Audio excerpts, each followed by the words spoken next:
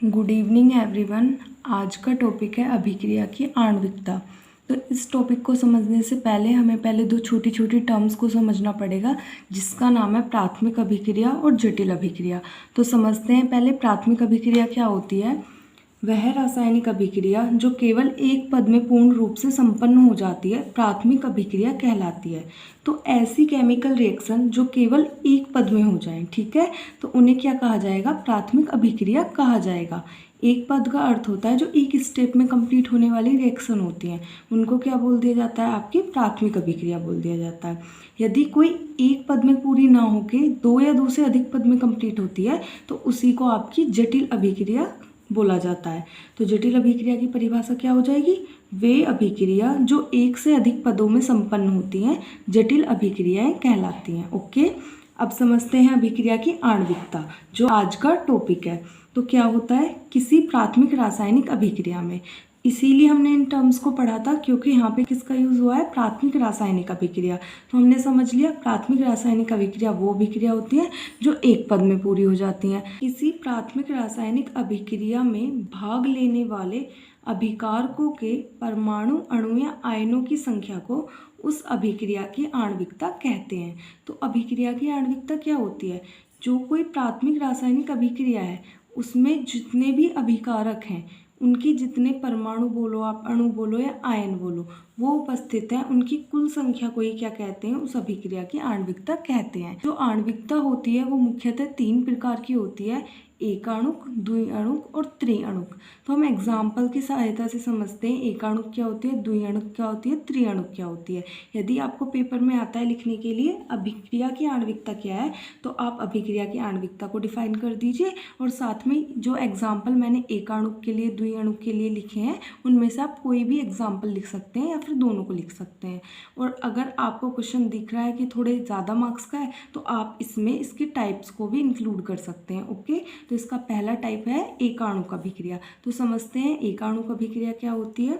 जब किसी रिएक्शन में केवल एक स्पीसीज भाग लेता है, एक स्पीसीज की भाग लेने का मतलब ये है कि उसमें जो भाग लेता है ना उसको बोला जाता है अभिकारक।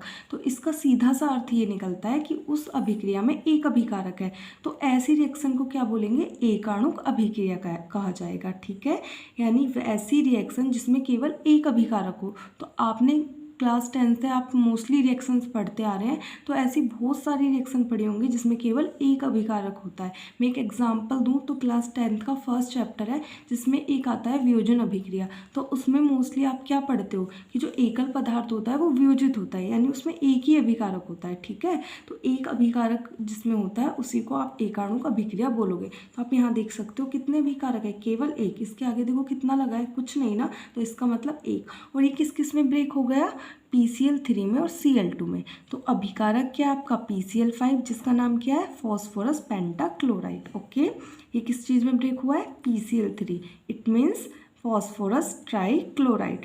एंड क्या है साथ में, Cl2 गैस यानी क्लोरीन गैस। नेक्स्ट है आपकी द्विअणुक अभिक्रिया। ये क्या होती है, जब किसी रिएक्शन में दो स्पीसीज भाग लेती हैं, अर्थात दो अणु एक साथ संघट्ट करके उत्पाद बनाते हैं। तो जो अणु होते हैं ना, अणु का अर्थ है अभिकारक। तो जो अभिकारक संघट्ट करते हैं, संघट्ट का अर्थ होता है टक्कर। ओके, तो आप ब्रैकेट में लिख लेना टक्कर। तो जब दो अभिकारक टक्कर करते हैं ना तो उत्पाद तब बनता है। तो कहने का अर्थ क्या हुआ, ये इनडायरेक्टली बोला गया, आप डायरेक्ट लिख दो। जिसमें दो अभिकारक भाग लेते हैं उसको क्या कहा जाएगा, द्विअणुक अभिक्रिया कहा जाएगा। इसका भी अर्थ यही निकलता है। ओके, तो यहाँ पर हमने एग्जाम्पल में लिया है हाइड्रोजन आयोडाइड को। तो जब हाइड्रोजन आयोडाइड के दो अणु वियोजित होते हैं तो ये हाइड्रोजन गैस और आयोडीन गैस देते हैं। ओके, नेक्स्ट एग्जाम्पल आपका वाटर का है। तो सब लोग जानते हैं वाटर किस किस से मिलके बना होता है, हाइड्रोजन गैस और ऑक्सीजन गैस। जब वाटर को आप तोड़ोगे तो वो अपने अवयवी घटकों के में ही टूटेगा। उसके अवयवी घटक कौन से हैं, हाइड्रोजन गैस और ऑक्सीजन गैस। तो ये इसमें ब्रेक होगा। तो यहाँ पर भी कितने हैं, दो अणु भाग लिए हैं, तो इसलिए आणविकता कितनी हो गई, दो। तो आणविकता का अर्थ सीधे अणु से होता है। एक और है टाइप, वो है आपका त्रिअणुक अभिक्रिया। वो मैंने यहाँ पे नहीं लिखा क्योंकि उसको लिखोगे आप। ओके, तो कैसे लिखोगे त्रिअणुक अभिक्रिया को, वो अभिक्रिया जिसमें तीन अभिकारक के अणु भाग लेते हैं उसको त्रिअणुक अभिक्रिया कहते हैं। तो आप उसका एग्जाम्पल भी लिख सकते हो। बहुत सारे एग्जाम्पल आपने पढ़े हैं, ऐसा एग्जाम्पल लिखना है जिसमें 3 आ रही हो अभिक्रिया की आणविकता। ठीक है, एक नोट है, इसको पढ़ लेते हैं। ये क्या है? 3 से अधिक अणुओं का एक साथ संघट्ट करके उत्पाद बनाने की संभावना बहुत ही कम होती है। इस लाइन का अर्थ ये है कि आपने क्या पढ़ लिया अब तक? त्रिअणुक अभिक्रिया तक पढ़ लिया। त्रिअणुक का मतलब हो गया कि उसमें 3 अभिकारक के अणु हैं, राइट। तो ये कह रहा है 3 से अधिक अणुओं का एक साथ संघट्ट करके, यानी एक साथ उत्पाद बनाने की संभावना बहुत ही कम होती है। बनते तो हैं, अगर हम 3 से ज़्यादा अणुओं को ले रहे हैं तो उसके बाद थोड़ी संभावनाएं क्या हो जाती हैं? कम हो जाती हैं। इसलिए त्रिअणुक से अधिक आणविकता सामान्यतः नहीं पाई जाती। हम त्रिअणुक तक ही पढ़ेंगे। तो हमने आज के टॉपिक में क्या क्या कवर कर लिया? अभिक्रिया की आणविकता। अभिक्रिया की आणविकता होती है अभिकारकों के जो अणु, परमाणु या आयन होती है उनकी कुल संख्या को अभिक्रिया की आणविकता कहते हैं। ये 3 प्रकार की होती है, एकाणुक, द्विअणुक, त्रिअणुक। एकाणुक अर्थात एक अभिकारक अणु है, द्विअणुक अर्थात 2 अभिकारक अणु है, और त्रिअणुक का मतलब है 3 अभिकारक अणु है। 3 से ज़्यादा पाए जाने की संभावना थोड़ी कम हो जाती है। ये कुछ एग्जाम्पल्स लिखे हुए हैं यहाँ पर।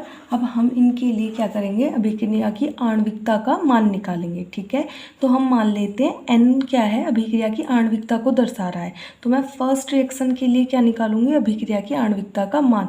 तो किस तरीके से करना है? सबसे पहले आपको चेक करना है कि रिएक्शन बैलेंस है या नहीं। अगर रिएक्शन बैलेंस नहीं है तो आप ना कोटि निकाल पाओगे, ना आणविकता निकाल पाओगे। आप किसी भी रासायनिक समीकरण को जब तक संतुलित नहीं करोगे तब तक आप उसके विषय में ज़्यादा जानकारी एकत्रित नहीं कर पाओगे।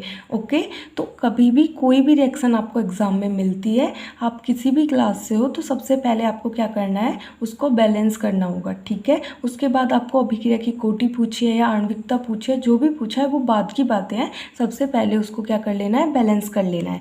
तो फर्स्ट रिएक्शन बैलेंस है, ये एक्चुअली में सारी रिएक्शन ही बैलेंस है। ठीक है, तो यहाँ पर n का मान निकालने के लिए हमने क्या सीखा? अभिकारक के जो अणु, परमाणु या आयन होते हैं। तो आप नॉर्मल इतना समझना है आपको, जो इसके आगे लिखा हुआ है ना उनको लेना है। ठीक है, कुछ ज़्यादा टेंशन नहीं लेनी है अणु, परमाणु, आयन की, बस आपको सिंपल रिएक्शन मिलेगी और उसके आगे जो लिखा हुआ है ना उसको लेना है।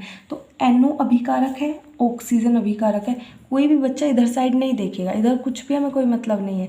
अभिक्रिया की आणविकता और कोटि दोनों अभिकारकों से संबंधित होती हैं। ठीक है, तो यहाँ पर क्या है? 2 लिखा हुआ है, तो 2, और यहाँ पर कितना है? कुछ नहीं लिख रहा, इसका मतलब 1। तो इसका मतलब क्या हो गया कि इस अभिक्रिया की आणविकता कितनी हो गई है? 3 हो गई है। ठीक है, एक बार फिर से समझ लीजिए। अभिक्रिया की आणविकता का मान तब निकालना है जब आपकी रासायनिक समीकरण संतुलित है। उसके बाद केवल अभिकारक में जितने अणु आपने वो गुणा करने के लिए लगाते हो ना आप लोग, उनको जोड़ लेना है। ठीक है, जहाँ कुछ नहीं है वहाँ 1 मान लेना है। ओके, तो इस तरीके से पता चल गया ये त्रिअणुक अभिक्रिया है। अब नेक्स्ट में देखते हैं, ये बैलेंस है अपने आप में। तो यहाँ पे कितना है? कुछ नहीं है यहाँ पर। इसका मतलब n का मान 1 आ गया, और n क्या है? आपकी अभिक्रिया की आणविकता है। तो हम कह सकते हैं ये एक एकाणुक अभिक्रिया है। तो मैंने जो एग्जाम्पल कराया था आप उसको लिख लो, इसको लिख लो, बात एक है। ये त्रिअणुक के लिए मैंने बोला था परिभाषा लिख लोगे और एग्जाम्पल ये लिख देना। ओके, अब एक रिएक्शन हो रहा है ये, इसके लिए अभिक्रिया की आणविकता निकालोगे तो कैसे निकालोगे? अभिकारकों के आगे जितने भी अणुओं से आपने गुणा की हुई है उनको आप जोड़ लोगे। ठीक है, यहाँ कुछ नहीं है, 1 है, यहाँ पर कितना है? 6, और यहाँ पर 3 है। तो 6 और 3 9 और 1 10। इसका मतलब कहने का ये है कि 10वीं अभिक्रिया की आणविकता हो गई है ना। लेकिन ऐसा नहीं है, ये एक द्विअणुक अभिक्रिया है। कैसी अभिक्रिया है? द्विअणुक अभिक्रिया है। अब हमें कैसे पता चलेगा ये द्विअणुक अभिक्रिया है?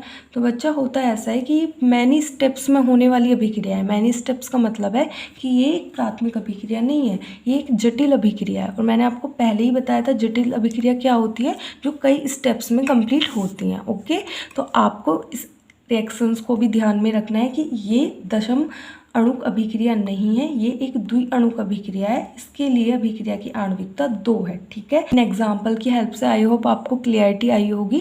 तो आपसे बस यही रिक्वेस्ट है कि आप इनको देख के ना करें, बस रिएक्शंस को उतार लें, उसके बाद बैलेंस करें और उसके बाद खुद से करके मैच कर लें। ओके, तो अगर आपको वीडियो पसंद आ गई हो तो लाइक कर देना, अपने फ्रेंड के साथ शेयर कर देना और चैनल को सब्सक्राइब कर लेना, साथ में बेल आइकन को प्रेस कर लेना। Thank you.